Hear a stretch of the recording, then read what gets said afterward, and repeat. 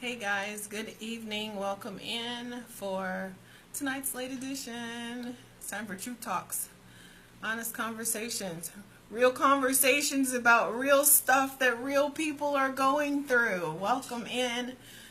My name is Marci Batiste. I am your ultimate power coach, America's #1 reality-based success and recovery trainer, here to help you get over it. Help you get over your stumbling blocks so that you can take 100% ownership of your life, your relationships, and your business and get on with it. I want people to be able to create their custom fitted life so that they can truly love the life that they live. So that's what I'm all about. So welcome you in to tonight's Truth Talks. Like I said at the beginning, Truth Talks is real conversations about real stuff that real people are going through, real people are dealing with. And a few weeks ago, I changed this to a Q&A format, and I'm absolutely loving it. So let me dive right in for tonight's question. It wasn't really a question. Actually, it was a statement. I was talking to someone earlier, and they made a statement. And I always say you have to sometimes, and maybe I do this too much, maybe I go into coach mode too much, but I feel like when you have a teachable moment, you have to pounce on it.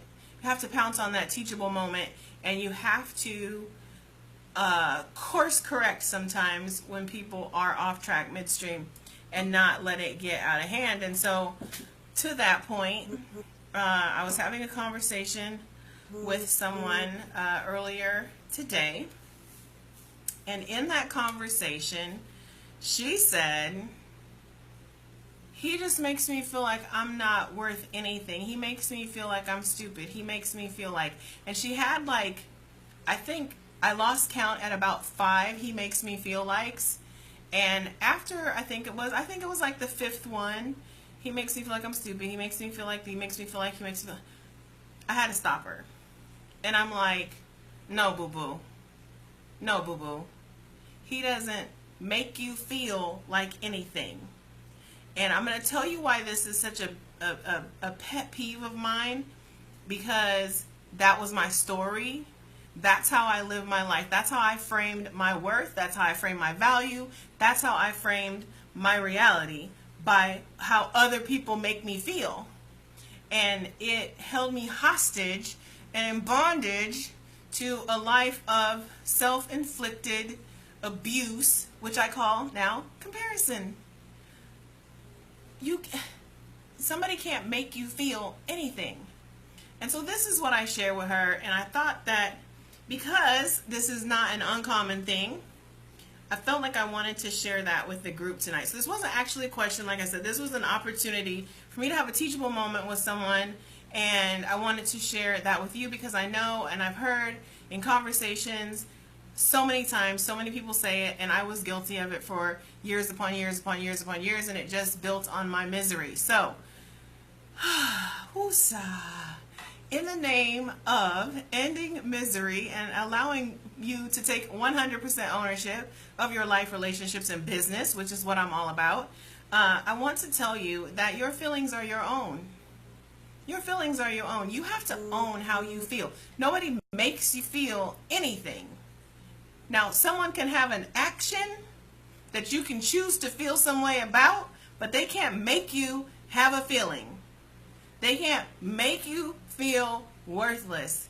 They can't make you feel stupid. They can do something and you can choose based on what they've done or their actions. Your response can be that you yourself feel stupid, but no, you have to flip the script on that and turn that around and say, I feel stupid. They didn't make me feel anything. Nobody makes you feel anything. And so this is what I shared on that point, because it is a hot button for me, not because not because it's wrong per se, but I know the impact on you. I know the impact on your spirit, on your soul, when you think that you don't have control over your feelings. So when you pass that off to somebody else and you give somebody else full control over your feelings, come on now. Don't do that. Don't do that. And that's why I'm passionate about that. And that's why it's a pet peeve. And that's why A lot of times I will course correct in the middle of a conversation because I want people to stop having that experience, because that's what that becomes. It becomes an experience for you. So this is what I told the young lady. I said, you know what? No feelings until you co-sign it. Up until that point, whatever they did, whatever they said, whatever their behavior was just their opinion. It was just their opinion. It don't really have nothing to do with you until you co-sign it.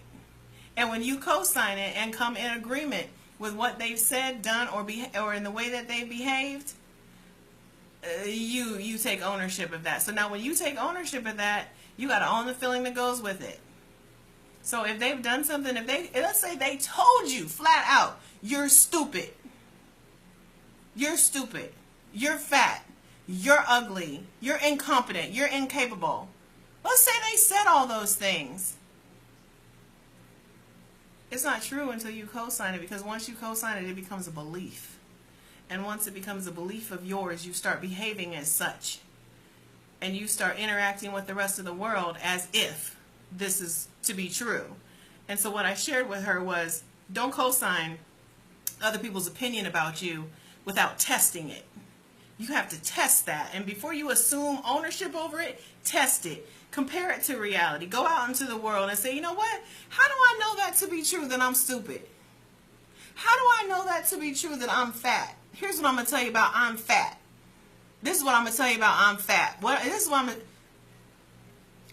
I am not fat. I have fat. I also have fingernails, but I'm not a fingernail. So if I have fingernails, but I'm not a fingernail, then I have fat, but I'm not fat. It's a state of mind. It's a mindset. But you can't accept ownership of it over other people's opinions of you. You can't do that. And so until you co-sign it, it's just their opinion. Once you co-sign it, you take ownership over it. And more oftentimes than not, it becomes a personal belief system of you. And that's how you begin to navigate out into the world. But once you start challenging those opinions, they stop becoming beliefs, and those beliefs stop converting into self-sabotaging behaviors. You understand? You guys following me? You're tracking with me? But you have to be willing to say, And the first thing, when you hear, you get that inkling to say, he makes me feel, she makes me feel.